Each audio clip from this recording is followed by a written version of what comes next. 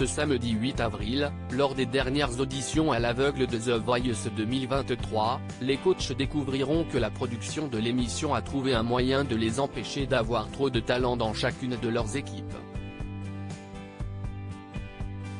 Ce samedi 8 avril, TF1 diffusera les dernières auditions à l'aveugle de The Voice 2023. Ce qui signifie que les coachs devront choisir les derniers candidats qui rejoindront leurs équipes afin de participer à l'épreuve des Battles.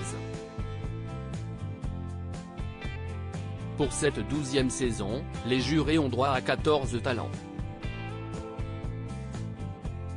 Et l'une d'entre eux a déjà atteint le nombre requis. Si Amel Bent a fini de compléter son équipe la semaine dernière, Zazie, elle, compte 13 talents, tandis que Big Flo et Oli et Vianney en ont respectivement 12. Une chose est sûre, cette année, les coachs n'auront pas du tout la possibilité de dépasser le nombre limite de candidats qui doit composer leur team. Et pour cause, après plusieurs tricheries lors des précédentes éditions du Télécrochet, la production a décidé de sévir en mettant une nouveauté. La production de The Voice va empêcher les coachs de tricher dans une bande-annonce dévoilée sur le compte Instagram de The Voice. Amel Bent rappelle à ses camarades qu'il y a un nombre limite de talents à ne pas dépasser. Vous savez que cette année on n'a archi pas le droit de dépasser, leur lance-t-elle. Je suis désolé, mais le dépassement dans le nombre de talents, c'est un acquis social.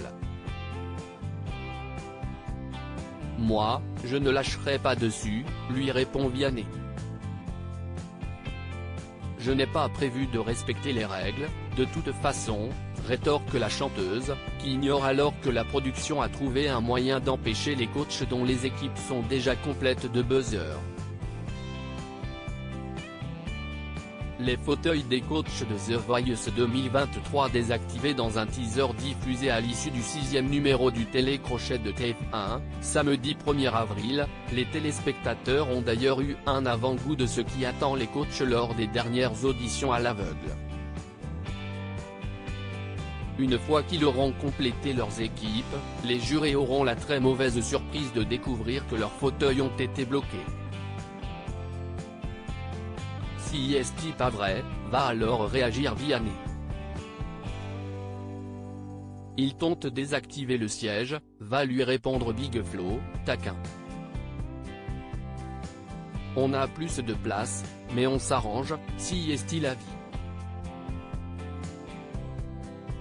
Va finir par capituler l'interprète de Beau Papa, qui n'appréciait déjà pas beaucoup les auditions à l'aveugle. Views is post ton Instagram a post shared by The Voice, la plus belle voix @The Voice-BATF1, à lire aussi Mister France Corse 2021 va tenter sa chance dans The Voice 2023 ce samedi 8 avril.